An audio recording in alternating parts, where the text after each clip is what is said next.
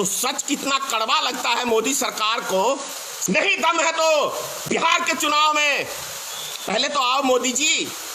तो इससे बड़ी और घटिया राजनीति कौन करेगा? भारतीय जनता पार्टी करेगी। अगर तुम दंगे ना कराओ देश में तो तुमको 2 मत नहीं मिलेगा।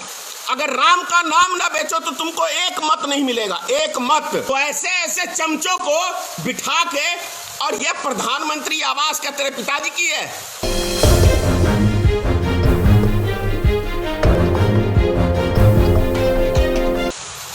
एक चीज कहता हूं कि 70 साल में कुछ हुआ हो न हुआ हो, लेकिन भारत की राजनीतिक में एक ऐसी चीज का जन्म हुआ है कि लोग भारत देश से प्रेम नहीं करते हैं, सिंगल व्यक्ति विशेष से प्रेम करते हैं। जैसे कि वो तालिबान होते थे ना, वो छोटे छोटे बच्चों को उनके दिमाग में नफरत भर के उनका दिमाग क्रैश कर देते थे, वैसे ही भारतीय जनता पार्टी ने और आरएसएस ने छोटे छोटे बच्चों का हिंदू मियाँ का दिमाग में घुसा के उनको देश से कोई लेना देना नहीं है, बस उनके दिमाग में भर दिया गया है कि मोदी है तभी तक तुम सुरक्षित हो। अबे गधो कह रहा हूं, 850 साल मुसलमानों ने इस देश के ऊपर राज किया है, तब हिंदू खतरे में नहीं पड़ा था। 250 वर्ष अंग्रेज ने शासन किया, तब हिंदू खतरे में नहीं पड़ा था। और ये निकम्मी सरकार 6 साल में आके सब हिंदुओं को खतरे में डाल दिया। ये मैं नहीं बोल रहा हूं, यही तुम्हारे आका सिखाते हैं तुमको। उससे भी घटिया काम आप देखो, कितनी घटिया राजनीति है भारतीय जनता पार्टी की कि मेरे कई कार्यकर्ताओं का फेसबुक हैंग कर दिया गया, उसके फेसबुक के अंदर विदेशी आईडी को शिफ्ट कर दिया गया ताकि इसको हम विदेशी आतंकवादी कहने के इसको फंसाने का काम करेंगे। एक दिन मेरे आईडी के साथ भी इसी तरह की छेड़छाड़ होने लगी थी। तो इससे बड़ी और घटिया राजनीति कौन करेगा? भारतीय जनता पार्टी करेगी। अरे अगर तुम दंगे ना कराओ देश में तो तुमको 2 मत नहीं मिलेगा। अगर राम का नाम ना बेचो तो तुमको 1 मत नहीं मिलेगा, 1 मत। नहीं दम है तो बिहार के चुनाव में पहले तो आओ मोदी जी, आओ बिहार के चुनाव में। जनता पूछेगी सवाल का जवाब। कहां है 1.25 लाख करोड़ बिहार का हिस्सा? कहां है विशेष राज्य का दर्जा बिहार का? कहां है रोजगार? 15 साल से है एनडीए गठबंधन की बिहार में सरकार। कहां है? ये बिहार की जनता पूछेगी।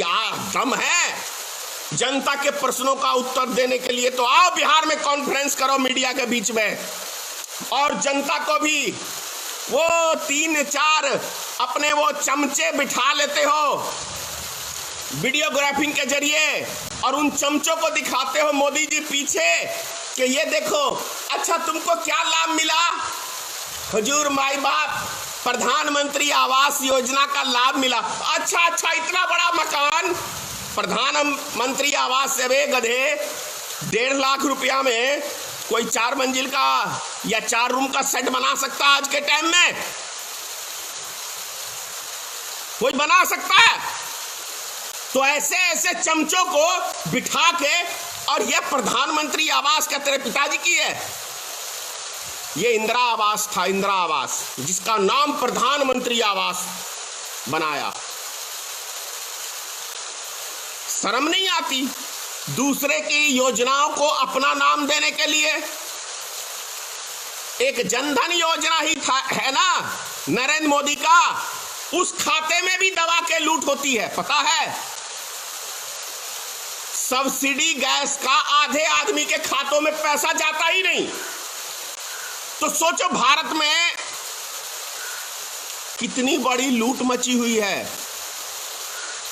एक टाइम था, राजीव गांधी ने कहा था कि केंद्र से 1 रुपया हम भेजते हैं तो गांव में जाते जाते 10 पैसा बचता है।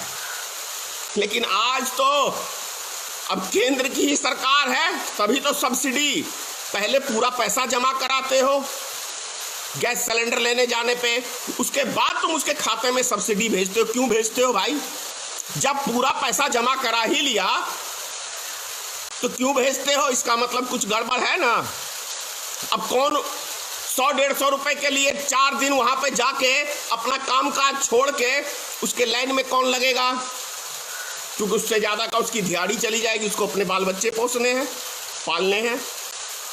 तो ये सिस्टम चल रहा है इस देश के अंदर। यदि पहले था कांग्रेस के टाइम के अंदर कि सब्सिडी काट के पैसा लेता था सरकार, लेकिन नहीं, भारतीय जनता पार्टी की सरकार में आप पहले पूरा धन हमारे पास जमा करो, हमारा मन होगा तो आपके खाते में पैसा भेजेंगे, नहीं मन होगा तो नहीं भेजेंगे। उसके लिए हमारे जो चमचे हैं वो चमचे लूट के खाएंगे। याद है मोदी जी, एबीपी न्यूज पे एक महिला आई थी जिससे आपने प्रश्न पूछा था कि क्या आपकी आय दुगुना हो गई? तो उस महिला ने कहा था हाँ, हमारी आय दुगुनी हो गई। अगले दिन प्रसून वाजपेयी जी उस टाइम में थे एंकर एबीपी न्यूज के, उन्होंने भेज दिया एक पत्रकार को कि जाके उस महिला का इंटरव्यू लेके आइए, क्या सही में उसकी आय दुगुनी हुई? सुन लो अंधभक्त, सच्चाई थोड़ी सुनने की हिम्मत रखो।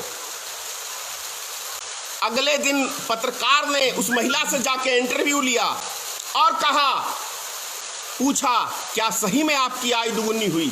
तो उस महिला ने क्या कहा था, सुन लो।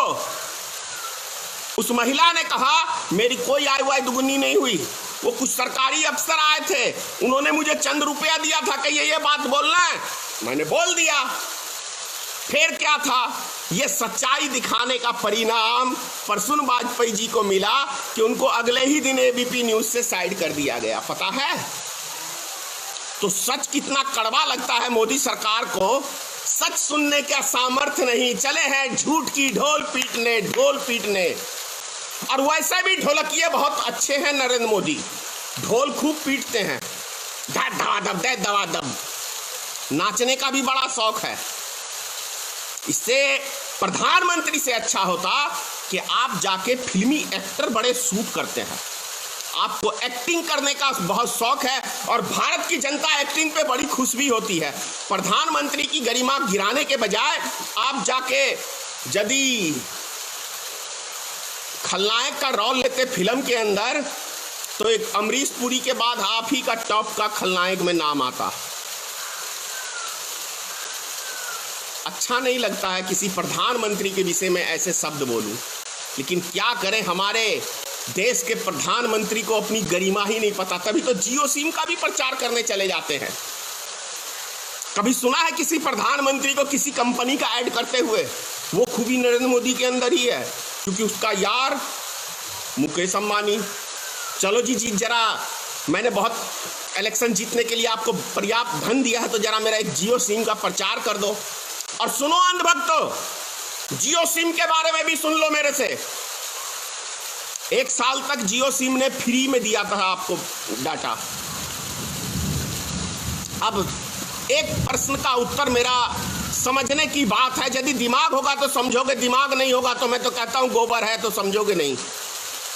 लेकिन कुछ होंगे जो गोबर को निकाले भी हैं, इधर काफी व्यक्तियों ने अपने गोबर को निकाला है। अच्छी बात को समझना चाहिए। जब कोई भी कंपनी में, यहाँ पे रिलायंस कंपनी की बात छोड़ दे रहा हूँ, मैं यहाँ पे बात कर रहा हूँ किसी भी कंपनी का या कोई संसार का व्यक्ति, सोचने की बात है थोड़ी सी। क्या कहते हैं वो, लॉजिक की बात करते हैं ना अमित शाह, तो थोड़ी सी लॉजिक समझ लो।